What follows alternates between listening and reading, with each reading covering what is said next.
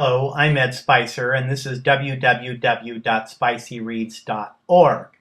In July 2013, it was my great good fortune to interview Kelly Barson, debut author of 45 Pounds More or Less. Thank you for joining me. Enjoy. You are the debut author of 45 Pounds More or Less, published by Viking, your first book. Welcome to www.spicyreads.org. Thank you for having me. 45 Pounds More or Less is about a 16-year-old girl named Anne who doesn't feel like she fits, and she desperately wants to lose 45 pounds before her aunt's wedding. She tries to buy a infomercial diet plan to do that, and in order to do that, she has to get a job, and the only place that she could find to hire her is a pretzel place where there's nothing she can eat and still lose weight. Tell me about this roller coaster ride of debut publishing. The debut roller coaster ride is not something I expected. I just thought this would be my dream come true. What could I possibly have that would be difficult? And the lower parts are something that I am not sure how to deal with sometimes because it is a dream come true. And there's a part of me that's saying, it's a dream come true. What do you have to complain about? Yay. But there is this neurosis that creeps in of who's reading it now, what are they thinking, what are we going to do, or should I pay attention to that, should I not pay attention to that, should I comment on that, should I not comment on that, should I just pretend it doesn't exist, should I follow it really closely? Every day I have all these questions and I don't always know the answers, and sometimes I need to just back away. Reviews are one person's view of a book, and it takes a long time to develop that skin that says it is just a book, and I'm done with this one, I'm going to go off and write my next one. Are you working on something now? I am, and I'm working on it for Sharon November with Viking, and I'm really thrilled about that because she's wonderful, and I've had a great time with this book. And it's not a spin-off or anything like that, but Anne and Rainey from this book make a cameo. I like that. I think it's kind of fun. It's from the same town. Uh-huh. It's a kind of a fictionalized version of my town. Uh-huh. And I'm really excited to have them in there, but it's about a cosmetology high school student. And my daughter did cosmetology while she was in high school. That's the only similarity between that character and my daughter, but that was what sparked the idea of a cosmetology high school student who is kind of someone who's completely in control of her life, so she thinks, and has her whole life planned out until it falls apart. You're very much involved with that book, and you've probably forgotten all about this book now, right? Not exactly. This book was so amazing to me because it deals with something that I see every single day in the high school. Girls really worried about their body image, worried about whether anyone's ever going to like them, thinking that there's no way that anyone can see beyond 45 pounds more or less, to see what's beneath those 45 pounds, to see if there's any kind of heart or soul that they should care about. But what I love about your book is how funny it is. That scene when she's in that dressing room trying on that dress and her arms are stuck in and she wants to call 911, I howled during that. It was fun to write. I think I needed some of that fun stuff because the idea of the whole weight thing and the idea of do I fit in and where do I fit in and do I even fit in at home, that was a lot to try to process, and I didn't really want it to be a depressing down book. I wanted it to be a book where it was an enjoyable read because otherwise you don't really want to read it. Who wants to see just that rawness all the time? My high school students will think that this is autobiographical, that you're writing about your own self and maybe your own weight issues or your own body images and your own perception of your own worth. What's the truth and what's the fiction? Well, it's mixed. There is truth in all of my characters. There's me in all of my characters, but yet they're fictional people. The things that happen to my character are not necessarily what happened to me. Her life is not my life. My parents were never divorced. I never had step families. But some of the feelings that she feels, I have felt and sometimes still feel. So it's hard to get away from that. Not only with that, but with other things too. Sometimes I can draw from feelings from other things. If I don't feel like I fit in this situation or in that situation, I can draw from those feelings and put them in her situations. Boys in this book and boys in real life have a very different relationship to body image questions. What's in this book that would appeal to that teen boy? Why should boys care about this book? Well, I think there's several ways that boys might care. First of all, boys do care about their bodies more than maybe they say. They may not go into dressing rooms together and say, hey, you know, this makes me look fat, or what does this look like? But they do care about what they look like, and that matters. And how they're perceived. And how they're perceived and how they fit in, and how they fit in within their families, and what their roles are within their families and within their friends. And it can also maybe give them a glimpse into how girls think. I really like the GLBT issues that are in your book. What factored into your thinking when you were writing this portion of the story?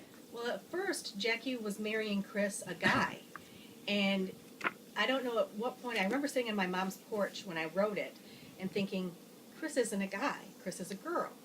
And I could almost hear Jackie going, yes, you finally get it. And it really made me wonder, you know, do I want to go there? But I did want to go there, especially when I think about the overall themes of what's going on in the world right now, and, you know, the country questioning on whether or not gay marriage should fit in our society, and thinking, yes.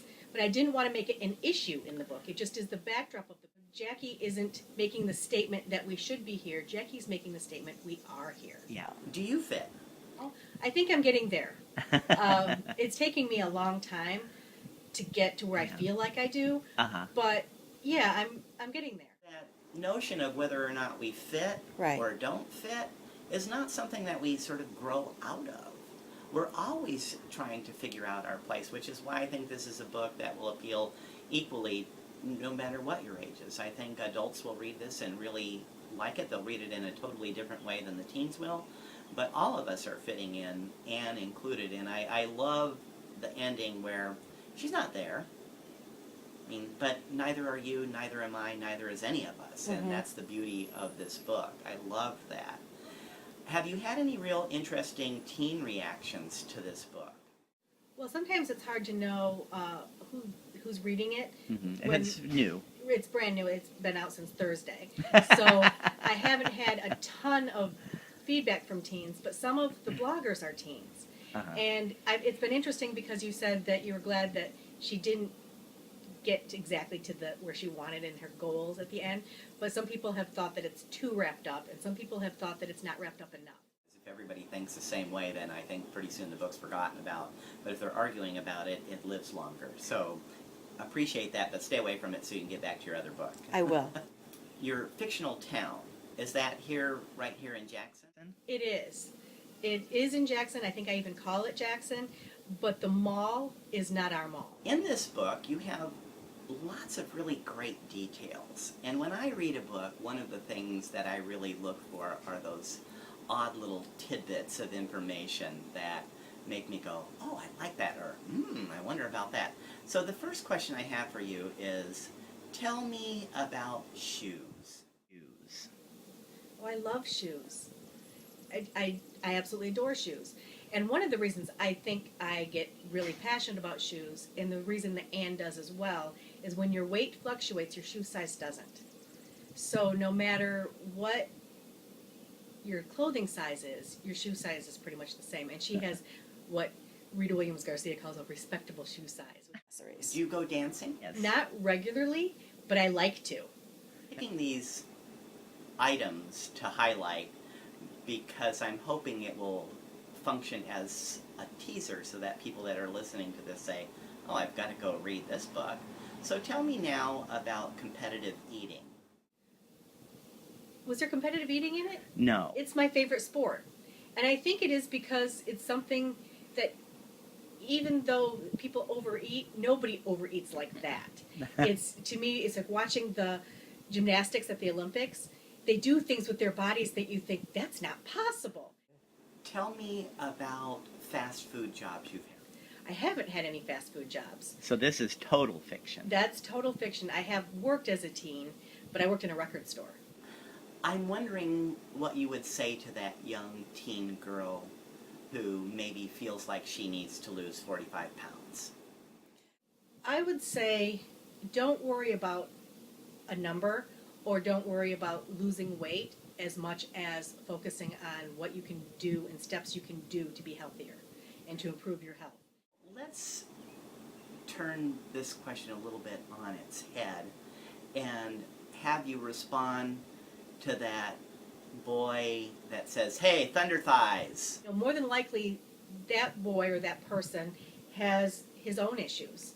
And a lot of times they try to focus people to look at that other person rather than looking at themselves. And that maybe that boy, if he reads this book or gets to know this girl, realizes that she's beyond that and that those words are very hurtful. And I'm hoping that people who haven't struggled with this issue will still read the book and realize that those are hurtful words, and that more than likely he has his own issues that could be, you know, that if somebody brought them to light would be hurtful, and that maybe he can get some sympathy. Do you like revision? I do. I like figuring out more and really honing in on the story, and sometimes it takes several drafts to get to that heart of the story. But I like drafting too, because it's kind of discovery. Yeah. Are you a banker? Do you work 9 to 5 every day, or do you say, today I'm going to write 2,000 words and stop as soon as you're done? I'm more a certain amount of words, but I'm also a sprinter and a rester. I'll write, and just, I won't do anything else, literally nothing else, but then I rest and I won't write for several days to a week, and then I sprint again. So I'm gearing up for another sprint right now. As opposed to some of those authors that say that they are the, squirrel. I do that sometimes too, but I have to stop myself, because since I do get on social networking, if I find I'm spending too much time there, I have this timeout program called Freedom that will stop me from being able to do that. So I'll click it and it'll say, no, go back to work. Any last words you want to leave for viewers of this video? Thank you. That I feel just very grateful, because people who have read the book, people who have talked about the book, people who have even just talked about the topic of the book, makes me grateful that just to be a part of the conversation. Okay, well, Kelly Barson, thank you so much for appearing on www.spicyreads.org. It's been a pleasure. Thank you. Once again, that was Kelly Barson, and I'm Ed Spicer. This is www.spicyreads.org. Thanks for stopping by. Hope you enjoyed this.